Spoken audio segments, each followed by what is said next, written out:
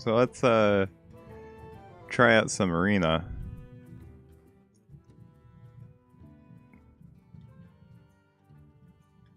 The majority of time when I play Hearthstone, I'm playing arena. It's my favorite mode. Well, sometimes my favorite mode is Tavern Brawl. So we've got the two Lords of Arena right here. And then there's Rexar. Fun fact, I've never gone 12 wins with either of these. But I have gone 12 with Rexar. So that's my arena experience. This current set, I have played Mage, though you haven't seen it. I went 5-3 with Mage. I have not yet played Paladin, so let's try out some Paladin real quick.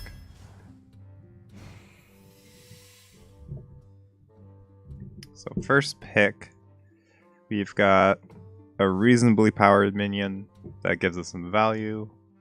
We've got a pretty good minion if it goes off, but a low powered minion if it doesn't. And we've got just another one, sort of the same situation. I feel like this one is a bit more conditional of a pick. I recently played the 3 mana 4/4 that freezes all the minions on the board, which kind of has the same like thought behind this battle cry. If you have no other minions on your board, a 3 mana 4/4 that freezes the other minions on your board is pretty good. But I felt like I was freezing my own minions quite a lot, actually.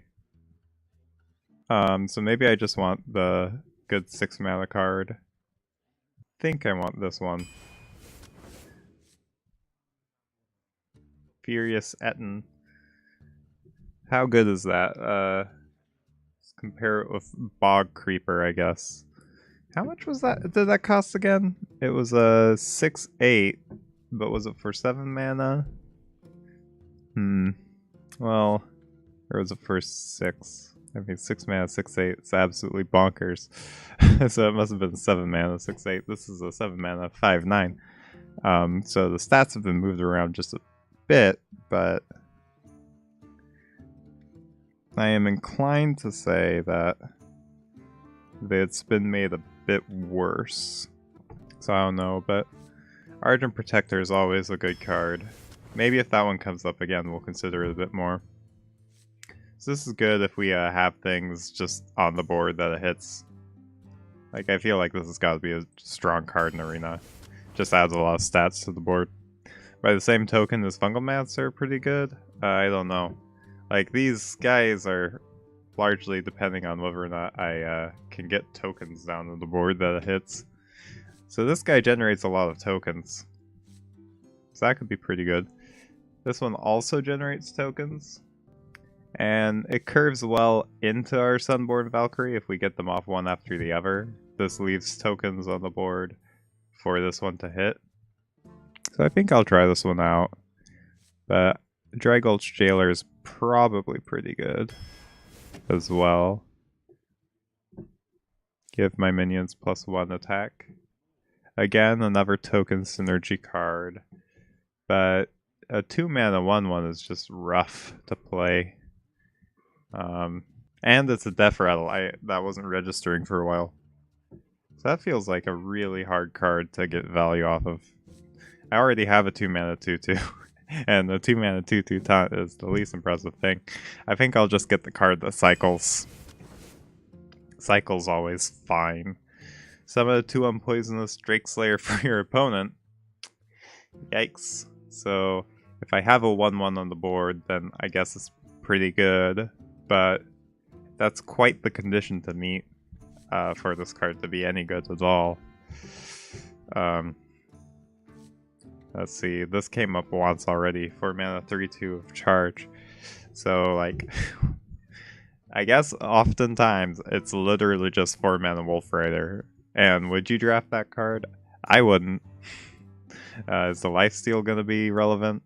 Probably not. Frost Elemental is just a solid card. It's not like great, but oh my god, that's a pick. Didn't they change Arena where they were trying to like put up cards of roughly equivalent value to make picks like this? All of these are cards I want, but which one's the best? Currently, we don't really seem like we can fight for the early game too well. So maybe a Consecration is a good pick, just to kind of swing the game in our favor. True Silver is just a good value, mid-rangey type card. Spikeridge Steed is just about as many stats as you could possibly play. We kind of have a tokeny game plan that'll probably leave something on the board by the time Spikeridge Steed comes down. And who knows, maybe Spikeridge Steed wins games on its own. But when it's been played against me, so far this set, I've won. It hasn't given me too much trouble. Maybe I just got lucky.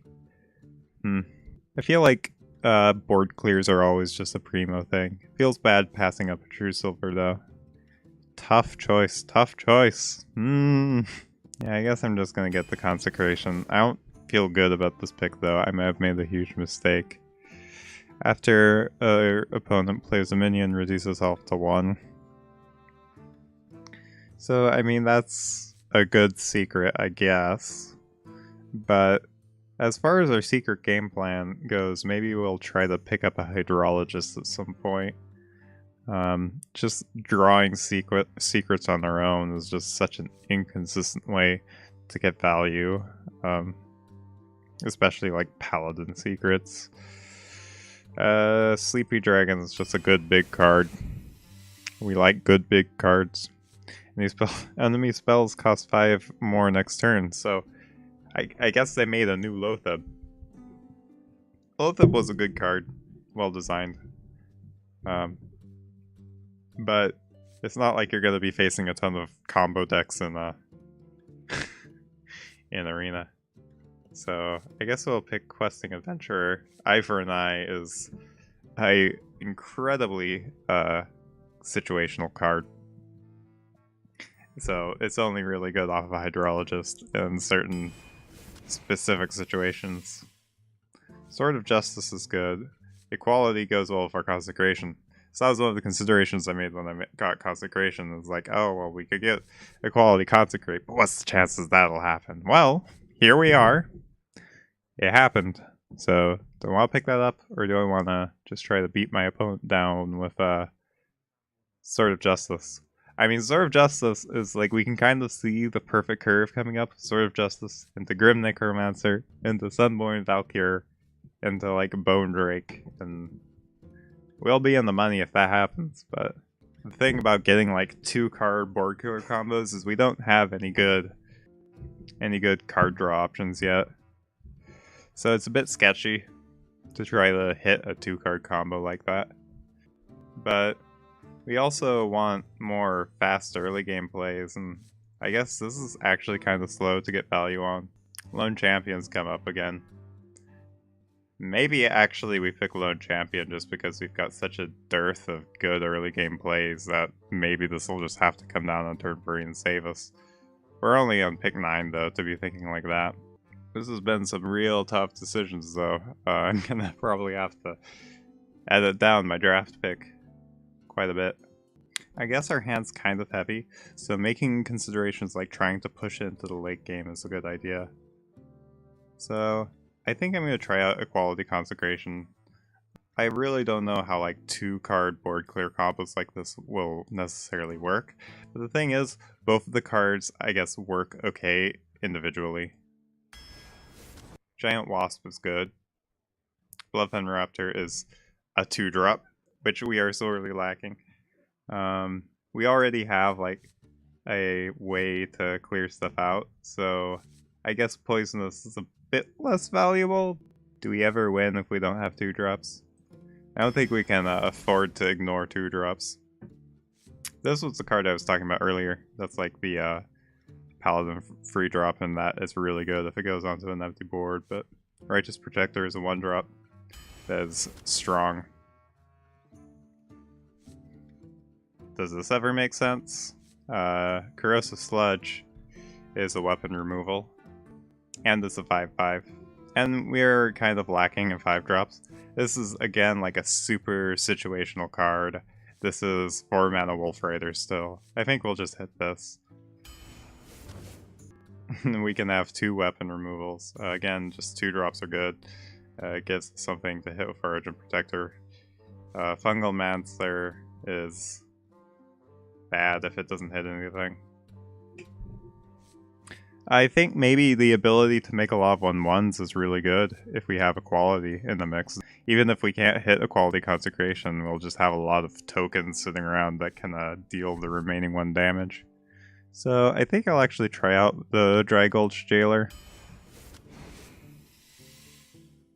After a friendly minion dies, add a random shaman spell to your hand. Oh, that is a card. Whenever will that be good? Probably not. And Violet Worm is a hell of a card. So swap Dragon Egg. I don't really have a way to kill my own guys. I'm a little lacking for buffs. So that seems like a dubious pick. Ironforge Rifleman isn't exciting, but it synergizes with Equality, so we have more ways to finish out our Equality combo if we pick this. I think that's just a good way to think about things. It's not like super bad. Discard weapons from our hand and gain their stats. But we don't have any weapons. But it's a 6/6, and 6/6s are better than, what, 2/2s? What does the 2/2 say? If you're holding a dragon, gain Taunt and Divine Shield. Well, we have a dragon. We have 2 dragons. We have a dragon that makes a dragon. So, Taunt and Divine Shield is good. And 2 drops is good too. Our curve's starting to look a little low. I mean, that's a flat curve if I've ever seen it. You have 2 of each thing, but we just don't have the card draw to support like too many 2 drops. Yeah, small sticky minions are a good thing. So we've got so many like tiny things that being able to hit a Dark Conviction is looking like a thing. Dark Conviction is a flexible card, and if it hits like Righteous Protector, it's just the nuts. So I think it's okay. We've got a reasonable deck to support it. I think we just need Cycle at this point. Noble Sacrifice is a card that you can play, and 2 mana do nothing is... I mean, that's a bit snarky, but just pick up a reasonable cycle card. Silver Sword. Is it too slow? Is it just fast enough? How much weapon removal is there being run right now? Because if that is played into a Acidic Swamp Ooze, boy oh boy, are you a sad person. How often will it hit stuff on the board? More than one thing, that is. So this could be an 8/3 rush, which is good. This is big and on 5. I mean, usually it's big. This one actually performed well when I played it last, so maybe I'll just pick that. I've had Silver Sword played against me, but it really felt like a win more card as opposed to something that close out the game.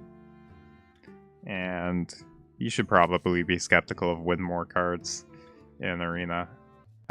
Like this one, I guess you can kind of think of as a removal that leaves a threat on your board. So basically it's an 8 mana mind control. Oh my god, it's so good. No.